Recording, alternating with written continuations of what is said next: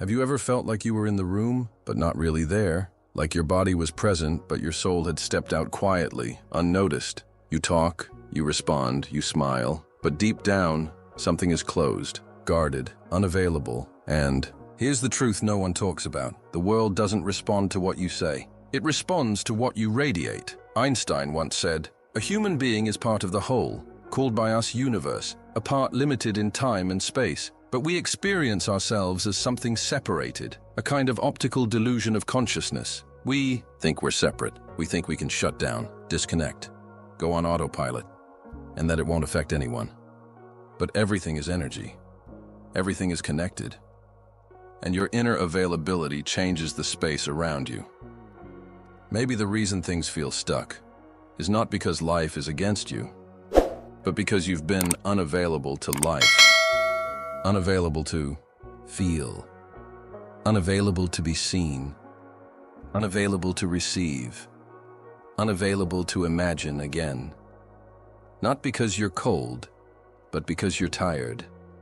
Because being available got painful somewhere along the way. But what if that moment, the one where you closed the door inside, was never meant to be permanent? What if healing begins the moment you gently open that door again? This video is not about being productive. It's about becoming present. Because when you stop running from your own presence, you start transforming the energy of everything around you. So breathe. Come back. Because this isn't about fixing your life. It's about returning to it. And we're just getting started. Let's be honest. There are moments when you're physically present, but internally, you're miles away. You're in a conversation, but not really listening. You're at the dinner table, but your thoughts are elsewhere. You're scrolling, answering, reacting. But inside, you're not there. And no one notices, because you smile. You function. You do what needs to be done. Presence, true presence, isn't just about being somewhere. It's about being available with your energy, your heart, your awareness. And that's what most of us have lost, quietly. Over time, we've become unavailable to ourselves, to others, to life, not out of selfishness, but out of survival. We shut down parts of ourselves to avoid being hurt. We disconnect because it became too heavy to carry. We learned, maybe as children, maybe after heartbreak, that being available meant being exposed. And so we build walls, invisible ones, made of busyness, of responsibilities, of I'm fine, of I don't have time for this right now. But those walls don't just keep the pain out. They also keep the joy out, the peace, the real connection. And slowly life starts to feel flat. Not bad, just numb. Like music playing in the background that you've stopped hearing. Like colors you walk past but don't really see. Like people you love but no longer feel fully. This is the quiet suffering of being emotionally unavailable. Of being alive, but not truly living. Einstein once wrote that we suffer from an optical illusion of consciousness, the belief that we are separate from everything and everyone around us. But the truth is, you affect everything you touch. Your presence, or your absence, ripples outward. When you are emotionally unavailable, even in silence, the people around you feel it. Children feel it. Partners feel it. Friends feel it. Even your body feels it. Because your body can't lie. It keeps score. It carries the weight of all the emotions you didn't express. All the truths you swallowed. All the yeses you said when you meant no. All the moments you wanted to cry but didn't. All the dreams you silenced. Because it felt safer not to want anymore. Over time, that emotional shutoff becomes physical. Tension, fatigue, burnout. That mysterious heaviness that no amount of rest seems to fix. And here's where it gets deeper. The more unavailable you are to your own inner world, the harder it becomes to imagine something different. You stop dreaming. You stop visualizing. You stop creating. Not because you don't want more, but because something inside says, "What's the point?" This is when the soul starts to feel far away, like a friend you haven't spoken to in years. Still there, but waiting, softly, patiently, for you to come back. Because availability isn't just about being open to others. It's about being open to yourself. And when you're not, you lose access to your own intuition. You lose access to joy that has no explanation. You lose the capacity to feel wonder, to receive life fully. You become a spectator of your own story. And maybe that's where you are right now. Present but not really here. Alive but not really living. Carrying the weight of responsibilities but forgetting how to feel light again. The irony is, the more unavailable we become in an attempt to protect ourselves, the more isolated we feel, the more misunderstood, the more alone. But there's something beautiful in all this. The moment you recognize your absence, you've already begun to return. The moment you say, "I've been numb, I've been tired, I've been disconnected," that honesty becomes a doorway. Because the truth opens things, and what you open heals. Einstein said that we cannot solve a problem with the same consciousness that created it. And maybe the problem isn't what you think it is. Maybe it's not your job, your schedule, your relationships, or even your past. Maybe the problem is simply you've been unavailable to the life you actually want to live. And the solution? It's not to do more. It's not to fix everything at once. It's to return, gently, to begin again, to open just a little. To breathe and mean it, to feel, even if it's awkward, even if it hurts at first. Because when you become emotionally available, not everything outside of you will change instantly, but everything will start to feel different. And that is the beginning of real transformation. Let me tell you a story. A man once told me something that stayed with me for years. He said, "I don't know what's wrong. Nothing is really bad in my life, but I feel like I'm not in it. Like I'm watching myself go through the motions." He wasn't depressed. He wasn't angry. He was just disconnected. He said he couldn't remember the last time he laughed without holding back, or the last time he looked someone in the eye and didn't look away. He had people around him, a job, a home, a routine, but something was missing, and he couldn't name it. So I asked him, "When did you stop being available to yourself?" He paused, looked down, and said, "Probably the first time it felt like no one else was." That sentence broke something open in me, because that's how it starts, isn't it? Little by little, we learn that being open means being hurt, that caring means being disappointed, that showing up emotionally means risking rejection, misunderstanding, or worse, silence.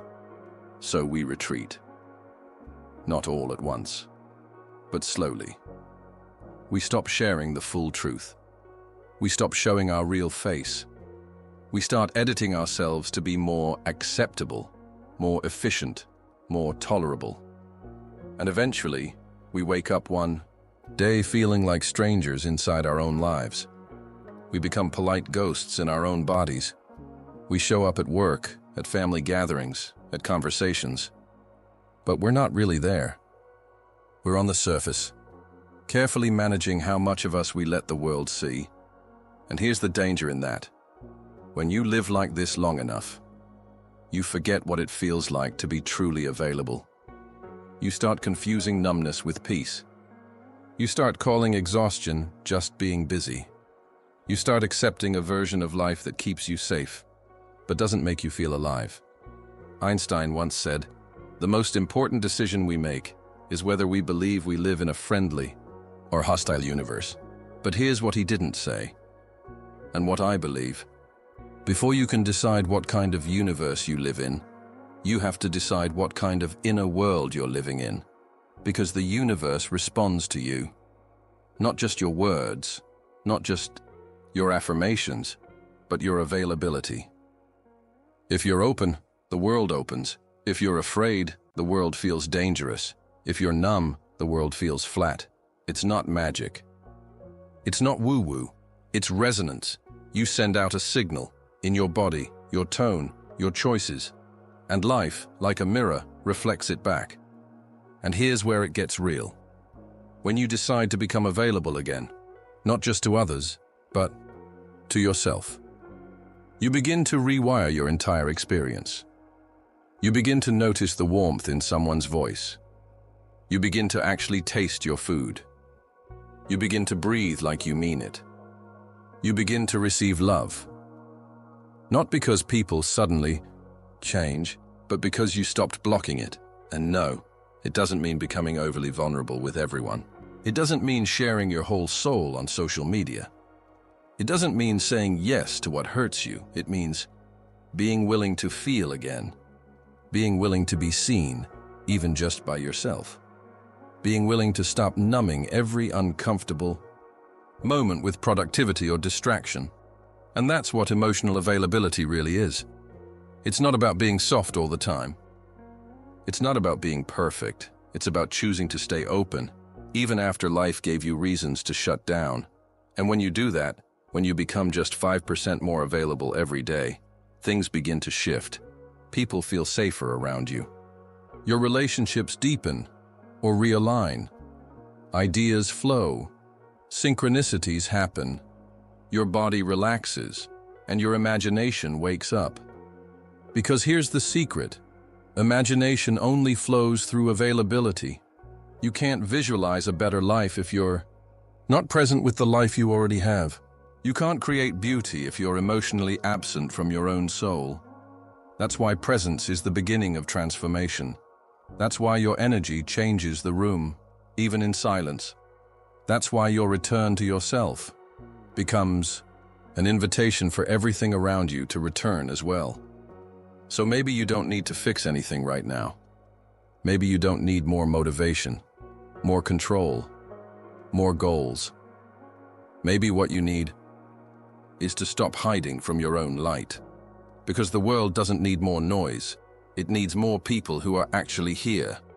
Now that you've seen what it means to be emotionally unavailable and how deeply it can shape your reality, the next question is, how do I return?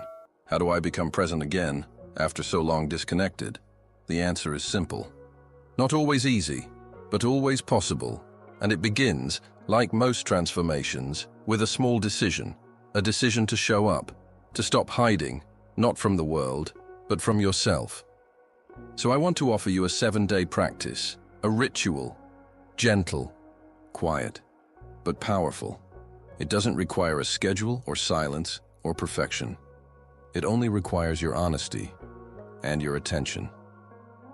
The practice, become available again. Every day, for the next 7 days, do this. Choose one moment to pause completely. Just one. Doesn't matter when. Maybe it's right after you wake up. Maybe it's while you're drinking water. Maybe it's when you park your car or lie down in bed. Let it be small, ordinary, unforced. The only rule? Stop everything for 60 seconds. No phone, no music, no scrolling, no talking. Just you and you. Breathe. Place one hand on your chest. Feel the air move in. Feel it move out. And then ask yourself, softly, inwardly, what part of me has been unavailable today? What have I been avoiding feeling? What do I want to show up for right now? Don't overthink it. Don't judge the answer. Just ask. And listen. Sometimes it's a memory. Sometimes it's a tightness in your body. Sometimes it's nothing at all, just silence. That's okay too. Because the goal isn't to fix anything. It's to be with it. To be with yourself. And that is the most healing thing you can do. Write one sentence in a journal. Every day, after your pause, open a notebook. Call it your presence book, or the return, and write this sentence, filling in the blank. Today, I made space for... Maybe you made space for sadness. maybe for softness. Maybe you made space for nothing, and that's okay too. Over 7 days, these sentences become a thread. A gentle reminder that you are here. You are listening. You are not abandoning yourself anymore. Set one intention each morning. Today, I'll let myself be seen, not in a loud way, not by everyone, but by someone, or by yourself. This can be as simple as saying what you really feel when someone asks how you are. Looking at yourself in the mirror, not to judge, but to witness. Letting yourself cry without hiding it. Laughing without toning it down, asking for help. Saying no. Saying yes. Any act that says, I am no longer hiding. Because when you stop hiding from life, life stops hiding from you. Why this works, you may think this is too simple to matter. But simplicity is often the doorway back to truth. Because your nervous system doesn't need more pressure. Your soul doesn't need more expectations. It needs space, gentleness, safety. This ritual builds that, one moment at a time. And here's the magic. When you begin to show up for yourself, truly, with presence, the people around you feel it. Your energy changes. Your decisions change. Your capacity to imagine again returns. And slowly, reality responds, not because you forced it, but because you stopped resisting it. And that changes everything. So, for the next 7 days, choose a moment. Place your hand on your heart. Ask, listen, and write. Let it be quiet. Let it be small. Let it be enough. Because sometimes the smallest returns open the biggest doors. So let me ask you now, with honesty, where have you been unavailable to your own life? Not in the obvious ways, but in the quiet ones. The way you hold your breath in a moment of joy. The way you smile to avoid crying. The way you rush through a conversation, even when part of you wants to stay. We've all done it. Close the door just a little, so the world wouldn't hurt so much. But now maybe it's time to open it again. Not all at once. Not with a shout, but gently, like a window cracked open after a long winter. Because when you start becoming emotionally available again, to beauty, to truth, to connection, to the silence within and the light outside, you change the atmosphere around you. People feel it. Opportunities shift. The energy of your home softens. The way the world responds begins to change. And that change didn't start with a plan. It started with presence. So breathe. You don't have to fix your life today, but you can choose to return to it. And when you return to yourself, you invite life to return to you. Now I want to hear from you. In the comments below, share from your heart. What part of yourself do you feel ready to make available again? Even if it's messy, even if it's small, even if you're scared. Because sometimes, just naming it is the first crack of light. And if this video touched something in you, leave a like, not as a number, but as a quiet signal that this message found you at the right time. And if you'd like to keep walking this path of inner peace, emotional clarity, and quiet power, subscribe to the channel. It's free. But it might cost you one less day in autopilot. And if you know someone who's been gone from themselves, someone kind, someone tired, someone who's forgotten how to be soft, send this video to them. Because sometimes we don't need more advice. We just need a reminder. You are allowed to come back, to feel again, to speak again, to breathe again, and to stop being a ghost in your own life. Einstein once said, "The field is the sole governing agency of the particle," which means the energy you embody changes everything it touches. So when you become available, not perfect, just present, you transform the field. You don't just change your life, you change the lives that orbit around you, and that is how the world begins to shift, not through force, through presence, through availability, through you. You are not behind. You are not broken. You were just distant for a while. Now, it's time to come home, and maybe, just maybe, everything you've been waiting for has been waiting for you too.